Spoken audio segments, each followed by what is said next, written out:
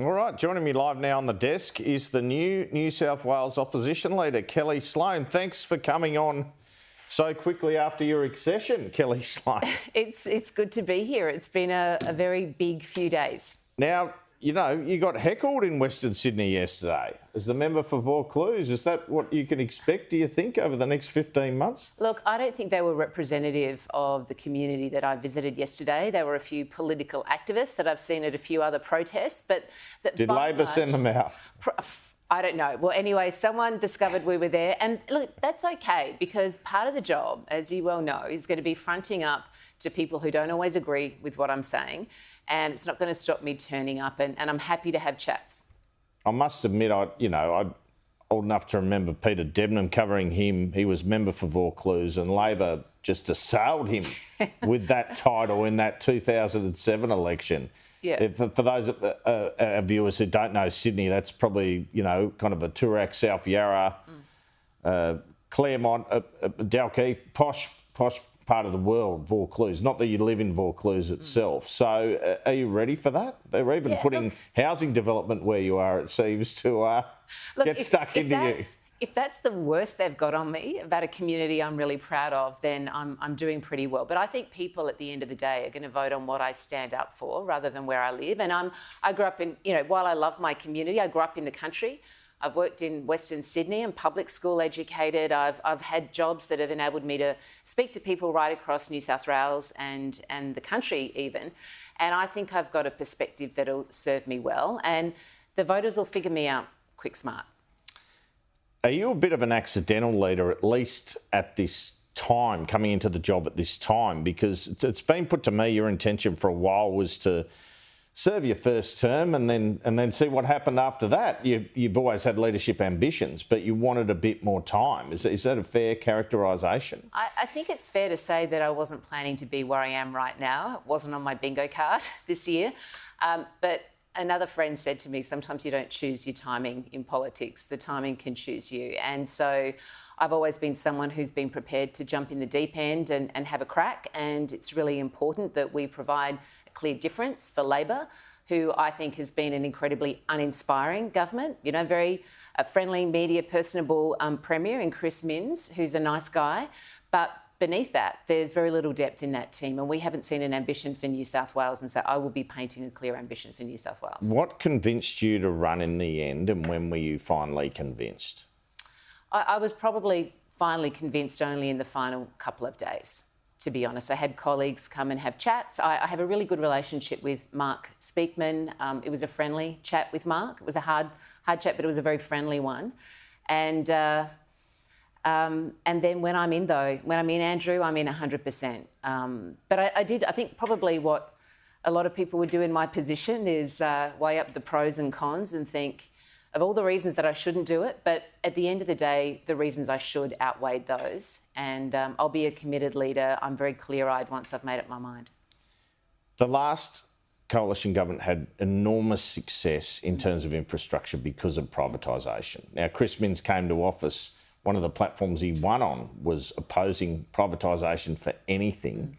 Do you think you'd they're happy to open all those projects. They're happy to cut all the ribbons. Well, I know. Happy to jump on the metro. That's all fair enough. But I guess the question that arises from that is privatisation something you're ruling out, or is that something that you'd be happy to go back in and explore if it was the right thing to pay for projects? Yeah, well, look, we want to be ambitious for more projects in this state. We have to figure out how we're going to pay for them. Now, I don't have the answers today, a day in the job.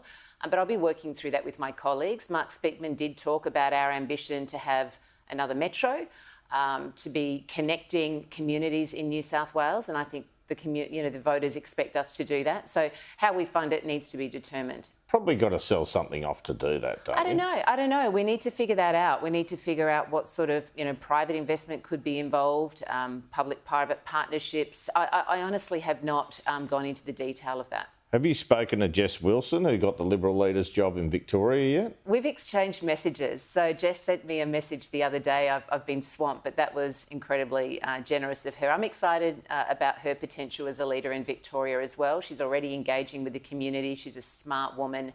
Go Jess. often in these situations, people view it as bringing in the women at the last minute to clean up the political mess or deal with the difficult political contest. Is there any part of you which feels a bit that way? Well, I wasn't dragged here. At the end of the day, I put my hand up firmly. And so I'm here to serve the people of New South Wales. I'm here to serve the party. And if I can make a difference, to me, that's a success. By contrast to you and Miss Wilson, we've got another female Liberal leader, Susan Lee, in Canberra, but she's under pressure to keep her job. What do you make of her predicament? Well, I think she'll work through that with her colleagues. I think she has an extraordinary story to tell. She's been determined and quite resilient through a very bumpy ride. Jess and I had the unanimous support of our party rooms to elevation to leadership, so that does help, I think, when you've got a team that starts off supporting you. Look, I'm very hopeful that our Liberal colleagues will work through these issues. Did the federal Liberals get it right when they dumped net zero? I'm not going to judge what they did. I know we had a Liberal Party room in New South Wales last week before I was elected, and we determined that we would just stick to the course with our eyes on the horizon in terms of targets that we set in government, that we would provide that business confidence, but that we would be firmly focused on affordable and reliable energy in New South Wales. And we have a different set of circumstances in New South Wales. We have the practical rollout compared to the Commonwealth. We have to make sure that we have some renewables, probably sweating some of those coal assets, definitely having gas as part of the mix. And what I want to be doing, working with my Nationals colleagues in New South Wales, is addressing the bungled rollout by Labor, the pain in regional communities and the increasing energy prices. But do I hear a glimmer there that you might not commit at the election and net zero by 2050? Because no, that's not what I'm saying at all. I am here to represent... You're steadfast? I'm here to represent the will of the party room last week. As new leader, I'm not going to overturn a decision that was made within the last week. What about the Nationals, though? Aren't they, correct me if I'm wrong, but haven't the New South Wales Nationals decided not to back net zero by 2050? Yeah, and I understand that they are strongly representing their communities. I have enormous respect for our Nationals colleagues. And I think what we need to be doing, and in fact that work has already begun, is sitting around the table together, working out what we can do in the short term. I mean, the words net zero, we need to stop talking about them because they are a target a quarter of a century away, and the pain in communities is being felt now. And no, but how do you keep the coalition together? This is if you have differing positions on net zero. I think it starts with relationships, and I am very good friends with our Nationals colleagues, and I believe we can work through it. I tell you the answer to this. The answer is figuring out how we support communities who are struggling under Labor's bungled rollout, a rollout that was on track when the former coalition left government, with investment and support for communities. So potentially you'd have a package for the Nationals to say, stay with this target, we'll compensate communities who are suffering. I'm not going to dictate to the Nationals what they do. I'll respect what their opinions are, but we need to work through it together. And there needs to be compromise, and that will come from both sides. Susan Lee wants to reduce immigration, and particularly net migration. Gladys Berejiklian, before the 2019 election, once called for an immigration freeze. Do you believe we need a cut to migration? Well, I think we need to make sure that migration intake is balanced with our ability to provide infrastructure, housing and support for communities. And, you know, one of the things I talked about, and there was a headline in the paper today, is our ability to sustain our population in New South Wales. We have a declining, and across the country, a declining birth rate.